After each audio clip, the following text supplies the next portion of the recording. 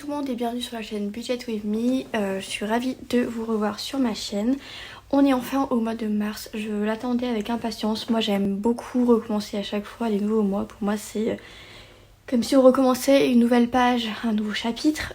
Donc c'est assez cool, j'ai hâte de remplir avec vous mon Excel avec le budget qu'on avait fait ensemble il y a une semaine, enfin il y a quelques jours même. Donc c'est parti. Donc voilà à quoi ressemble mon Google Excel. Donc il est très simple. J'aime utiliser Excel simplement parce que j'aime bien pouvoir visualiser sur des graphiques mes dépenses.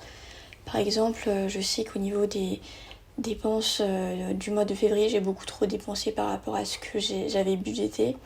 Et en épargne, j'ai beaucoup plus mis que ce que j'avais budgété. Donc voilà, ça se compense pas totalement. Mais voilà.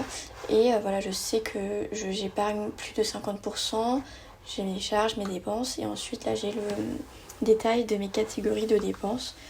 Par exemple, je sais que j'ai dépensé en transport pour ces 2 billets de train, par exemple. Donc voilà.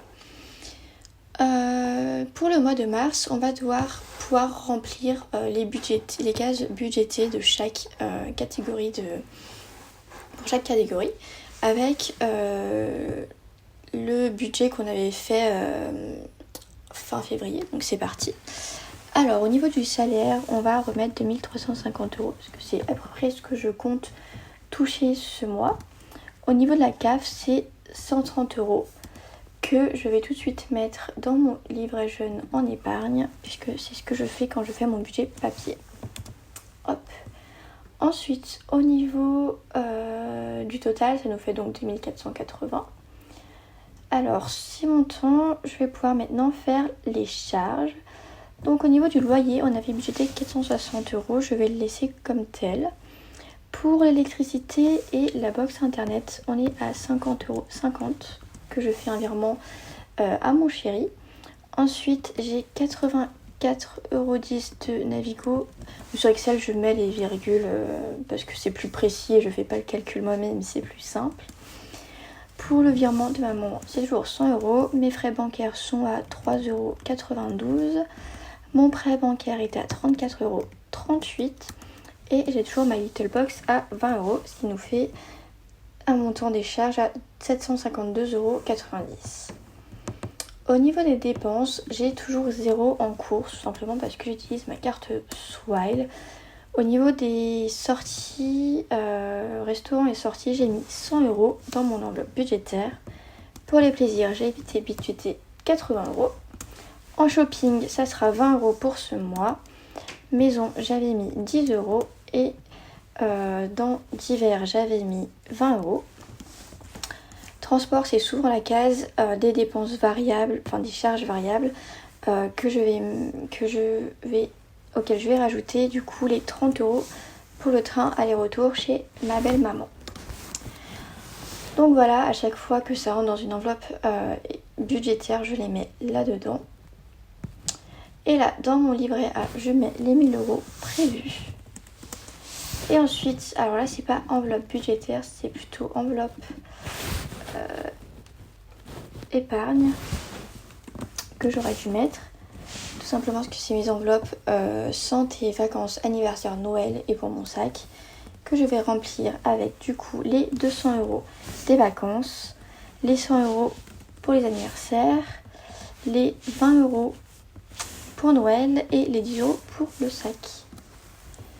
Et donc voilà, là j'ai fait mon budget. Tout ce qui va me rester à faire ensuite, ça sera de rajouter les actuels quand par exemple mon salaire sera tombé, quand la CAF sera tombée, si c'est plus ou moins de 130 €.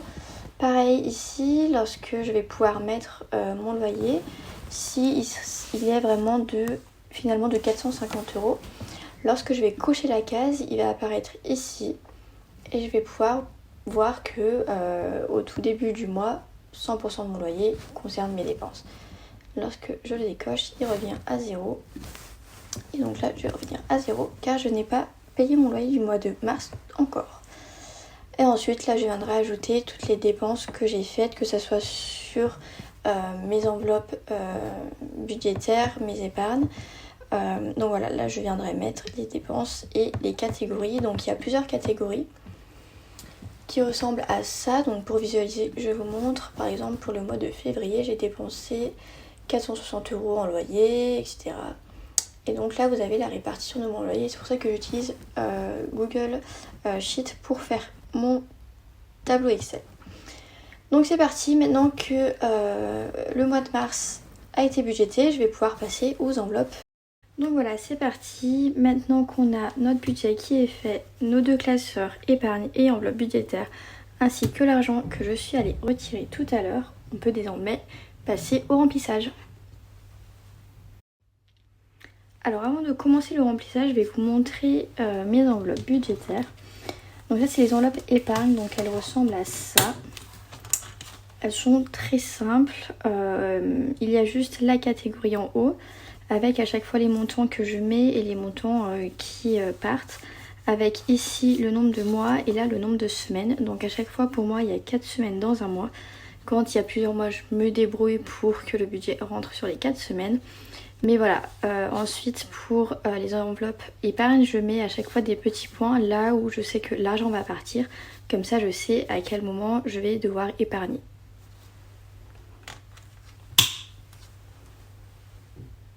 Alors concernant les enveloppes budgétaires, elles sont également pareilles. Elles ressemblent à ça aussi avec la catégorie, le nombre de semaines et les mois. Là j'ai pas rempli pour le mois de janvier-février parce que je viens de créer ces nouveaux trackers. Mais c'est comme ça que ça fonctionne, je les remplis et ensuite au fur et à mesure de la semaine je mets et les plus et les moins. Je fais pas dépense par dépense mais plutôt semaine par semaine, même si chaque dépense n'est pas divisée par semaine, c'est-à-dire que par exemple pour sortie je peux utiliser les 100 € pour faire une seule sortie et ne plus sortir au cours du mois, ça fonctionne très bien. Sinon je fais quand même des petits checks à la fin de chaque semaine pour pouvoir remplir mes enveloppes épargne avec les sommes qui me restent et savoir aussi ce qui me reste dans mes enveloppes budgétaires. Alors je vais commencer avec les épargnes. Parce que moi je mets mes épargnes en début de mois, tout simplement parce que ça me rassure. Et en plus là c'est de l'argent liquide, donc je sais que je vais ne plus pouvoir y toucher. Alors on va commencer par les enveloppes épargne. Moi j'épargne en début de mois, je n'attends pas la fin du mois. Tout simplement comme ça je suis sûre que j'ai épargné. Et ensuite je suis censée me débrouiller avec ce qu'il reste dans mes enveloppes budgétaires. Alors c'est parti. Alors j'ai déjà commencé à remplir les petits trackers, donc je sais ce que je dois mettre. Donc en santé j'avais dit lors de mon budget que je ne mettais rien ce mois, tout simplement parce qu'il me reste 63 € dans cette catégorie, sachant que les prochains rendez-vous médicaux seront en juin et en décembre. J'espère ne pas tomber malade entre temps, mais je pense que au moins les 163 € pourront couvrir les frais jusque là. Puis je remplirai entre juillet et décembre pour mon rendez-vous médical de décembre.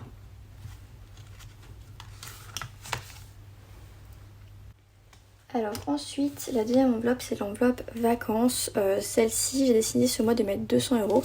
Tout simplement parce que je pars en vacances au mois d'août. Parce que mes vacances sont imposées dans mon entreprise. Donc j'ai décidé de poser une semaine avant et après. Donc là, je vais mettre 200 €.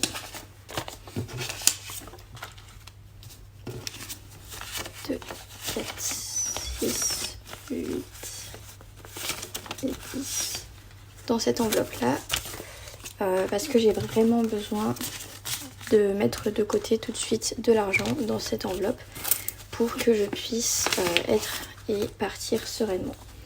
Donc là ça me fait 440 € pour les vacances.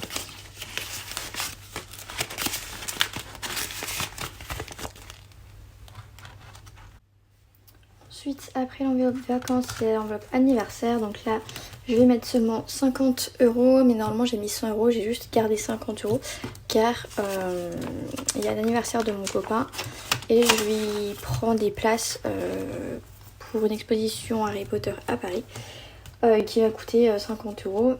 Enfin, qui va me coûter 50 €. Donc je les ai gardés sur mon compte bancaire pour pouvoir faire le paiement directement sur internet.